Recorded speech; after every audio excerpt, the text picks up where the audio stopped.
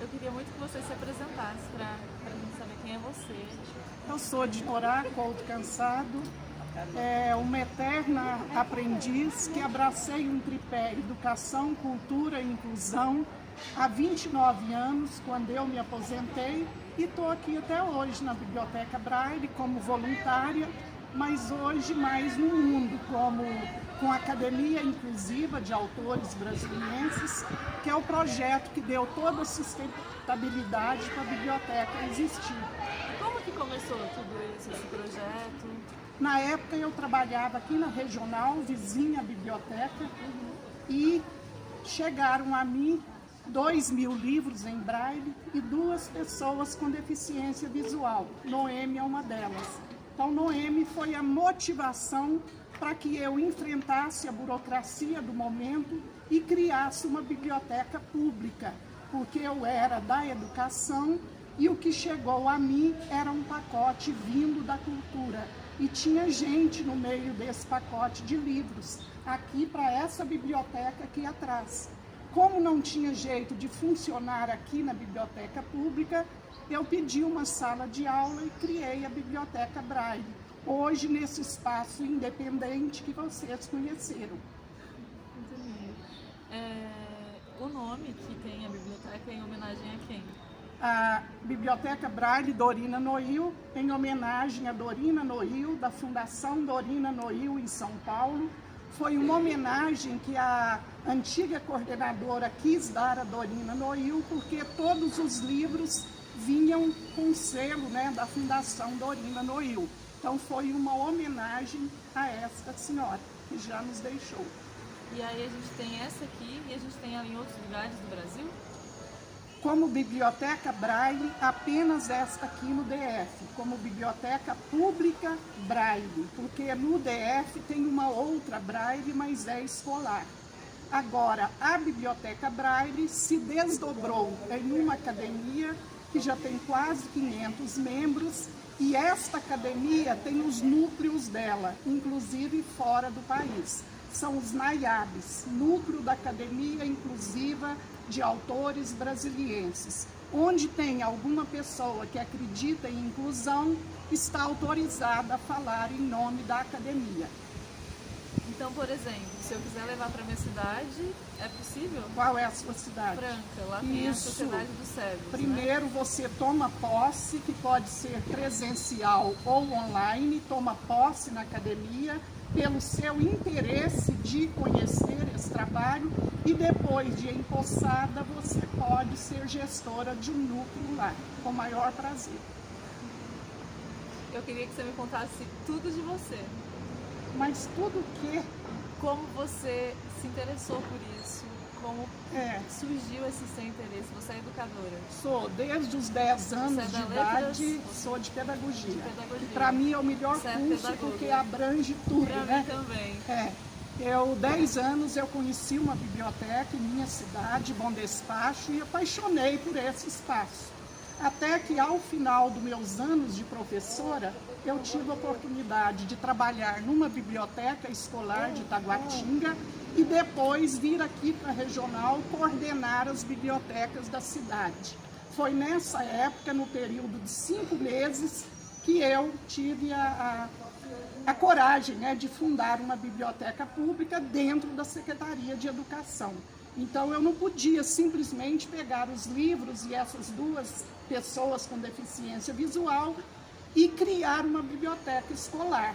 Eu tinha, né, que ter esse cuidado, porque eles vieram da cultura. Sim. Então, por isso, o problema que está há 29 anos sem a biblioteca ser regularizada pelo Estado, que ela foi criada de um modo diferente. Para que ela seja regularizada, tem que ter as 3 instituições assinando o termo de parceria, que é a Secretaria de Educação, a de Cultura e a Administração da cidade. Então, semana passada mesmo, eu estive aqui na administração pedindo a reabertura desse termo de parceria que há 29 anos eu peço, para que ela exista. Não, devido às mudanças políticas, há muita coisa que acontece. Mas um dia, se Deus quiser, eu vou conseguir. Aí essa mãe, preocupada, né, com o destino dessa biblioteca, poderá ir para o mundo desbravar mais e mais. Eu tenho 70 anos, mas minha vontade é de 20, 30 anos ainda. Dá para ver nos seus olhos. E você me falou da parceria da ONU. E eu queria entender, você quer contribuir? Eu tive a chance de ir a Nova York. Fui premiada com um livro de literatura, que todos os livros que eu escrevo, a primeira coisa que eu faço é torná-lo acessível, em braille, com letra ampliada e ilustração adaptada. Então o livro, estando apenas em braille, ele ganhou um prêmio em Nova York, da Academia Internacional de Literatura Brasileira. Eu fui lá receber esse prêmio no Consulado do Brasil, em Nova York, e fiz um pedido para conhecer a ONU. Esse pedido foi endereçado aos maiores aqui do país, mas foi o secretário de inclusão lá da ONU que leu e marcou o horário comigo. Quando eu cheguei, perguntei por que foi ele, de tantas cartas que eu mandei pedindo, ele falou porque tinha 2 trechos na sua carta que me comoveram. Aí eu perguntei, o que é? A incansável de Norá Cansado, porque meu nome de Norá Couto Cansado, né? Foi esse pedaço e o pedaço que você falava que sonhava em conhecer a ONU desde que ganhou o ODM 2005. Então, foi isso. Eu conheci lá os 17 objetivos, né, de desenvolvimento sustentável. Ele fez um tour lá na ONU comigo, minha neta e a outra avó da neta. Então, foi muito bacana. E eu apresentei todo o trabalho e dei os livros para ele lá. Maravilhoso. E qual que é o seu maior sonho, então, diante de tudo que você criou? Desbravar o mundo mesmo, conhecer os países que eu não conheço. Eu conheço uns 15 onde eu já levei esse trabalho e tenho vontade de ir mais ainda. Por isso eu rezo e peço a Deus todo dia saúde, mais coragem, né, para enfrentar essas viagens longas. Acabei de chegar do Chile há poucos dias. Fui indicada pelo Ministério da Cultura a levar esse trabalho de acessibilidade cultural com livros e voltei mais entusiasmada, com 19 negócios feitos e doidinha para ir de novo num outro mercado de indústrias criativas. Então, meu sonho é esse, continuar levando ao mundo essa inclusão social que tão bem fez em Brasília. E eu posso dizer que a gente até sonha com Guinness Book, porque Brasília é a cidade do mundo com maior número de produções literárias publicadas de pessoas com deficiência visual. Isso eu sonho mesmo e falo que nós vamos ganhar um dia um Guinness Book com isso. E você falou dos livros que você escreve.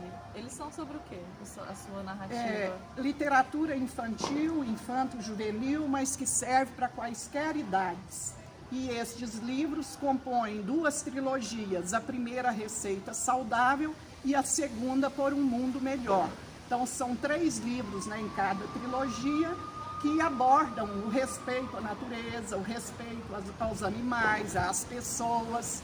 E o de Receita Saudável, ao final do conto infantil, tem uma receita de um alimento saboroso que ajuda, né, as crianças, os adultos, a ter uma alimentação mais saudável. Estou muito honrada e muito feliz de a gente saber o seu trabalho, saber a sua importância. E eu te agradeço muito e eu quero te dar um abraço. E eu vou te dar um livro lá, que eu vi lá na biblioteca, Uai Pai, que bicho é esse? É o meu último livro publicado, que é a história do meu filho com 3 anos. Vou dedicar para você lá agora. Vou chorar.